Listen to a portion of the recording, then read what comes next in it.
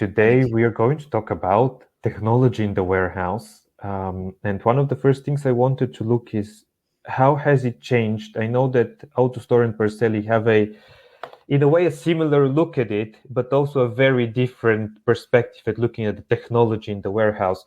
So I would like to start with Sebastian. Where do you think technology has gone now? Specifically, we're talking about urban warehousing.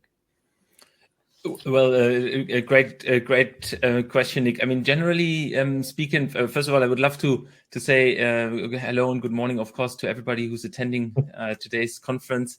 A great question to start with. Ultimately, I would start maybe with warehousing in general, and maybe define a few topics that are coming up as ever evolving and faster growing technologies within that space. Internet of Things has been mentioned a lot. So devices, items attached with sensors that allow on-demand management of stock levels, etc. Then a lot of analytics and business intelligence, forecasting, predictive analytics for replenishment, etc., etc. Robotics and automation is the next big thing. Maybe bundled up with everything that is AGVs, automated guided vehicles, etc. You've seen these robots, and we were just attending the retail supply chain and logistics expo last week in London, and you could see a few fascinating exhibitions around those AGVs in particular. Then wearables and mobile technologies, so everything from handheld front-end devices to glasses where scanning devices built in, to then when it goes to deep tech, blockchain and AI, all about predicting and making the entire interaction with consumers easier and faster. So all that said, looking across those channels, a few of those elements are also what we now believe are trends in urban logistics hubs, which technically fall into a very specific subcategory of warehousing with less storage capability,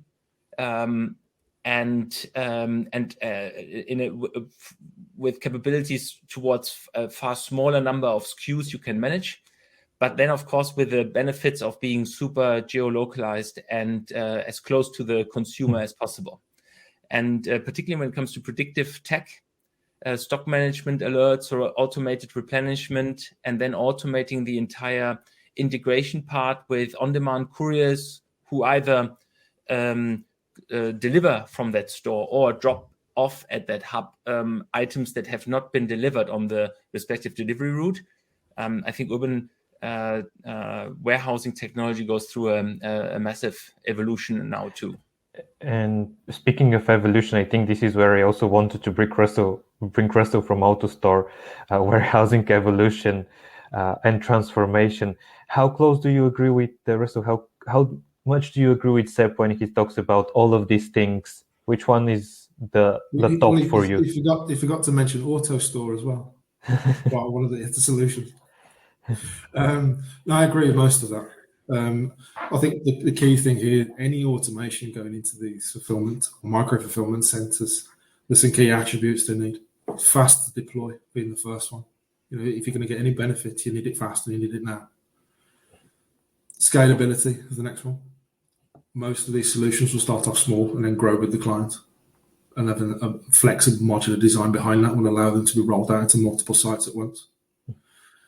Once they're up and running, you then need some sort of system that's highly robust. You really don't want any kind of automation failing while you're serving your customers. Your customer UX is effectively the number one driver for your business growth. The automation behind that needs to be reliable. So they're the key points there for any automation you're going to roll out. The benefits you're going to get from this, well, obviously user experience is going to go up. Starting small and growing, having a scalable system that's going to enable that. You compound your growth. It'd be a lot easier to do that with a system that can grow quickly. Modularity with any of these automation parts, it allows spare parts to be fewer and easier to produce. When you're looking at evaluating any of these systems, you have to use the data behind it though. You can't just be oh wow, this is nice, let's go for it. Look at the data, look at the business, what does the performance of this centre needs to look like, and on a case-by-case basis, it should be evaluated. More often than not, we're finding things that use space more efficiently, are more simple to operate, are more reliable, are the ones that are giving the better ROI over time as well. And you mentioned the word evaluation and how to know which is the best solution for different spaces. Seb, to you again on sort of bringing one of the very famous words now, which is dark stores.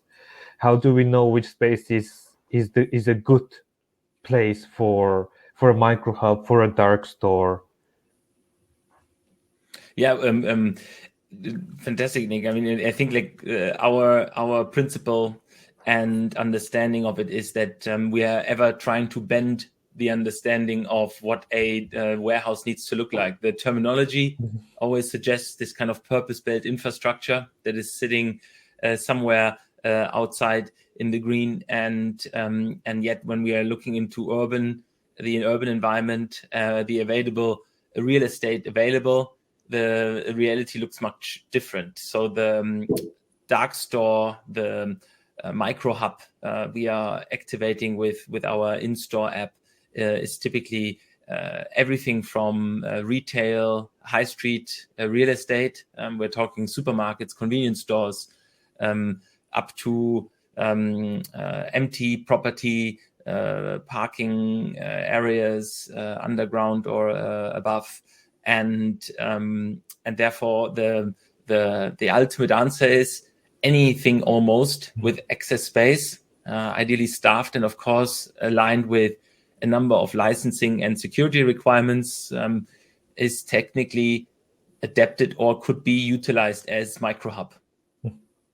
And another point here, to Russell, when we were talking about, first of all, the people. When we talk about AutoStore, we think about the robotics, the technology, but also the other bit will be a bit the legal bit.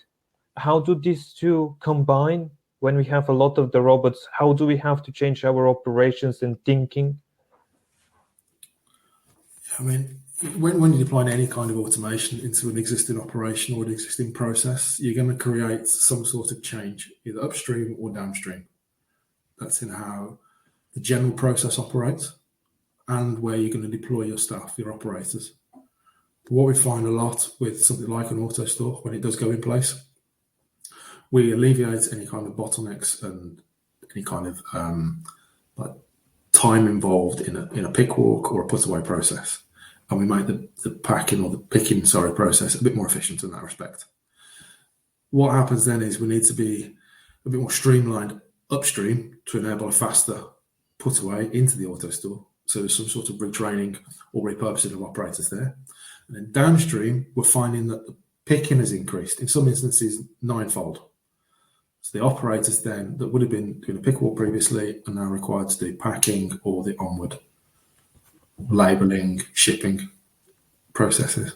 So it's basically a redeployment of the staff into often more interesting jobs. And the other point is around consumers and technology-facing consumers. In a way, I think this will be probably a bit more related to the AutoStore things. I know that you've recently started working on technology like that. What should we be aware when we're talking about technology which is related to storage, warehousing, and actually works a lot with the consumer directly? Sure. I think the biggest thing when you've got any kind of, operator facing is first pass, but customer facing, it needs to be completely safe.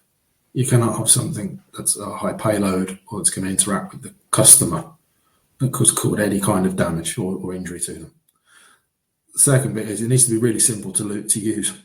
Is we have to expect that an operator has training to use this automation. Someone like me walking in off the street into a store who's not familiar maybe with the automation that's been deployed, it has to be foolproof. Otherwise, again, it's all about user experience. If you can't access your items that you've ordered online that have been shipped into store, then there's no point to it. your UX is going to go down. We're going to go and shop somewhere else. So the systems have to be completely easy to understand.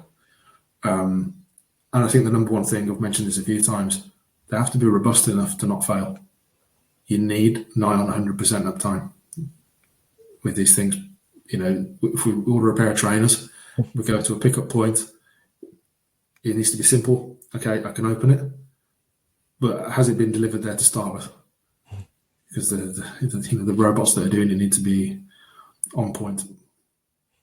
And Seb, specifically around the technology-facing consumers, I also wanted to look at things that Parcelly does, and also your technology faces consumers.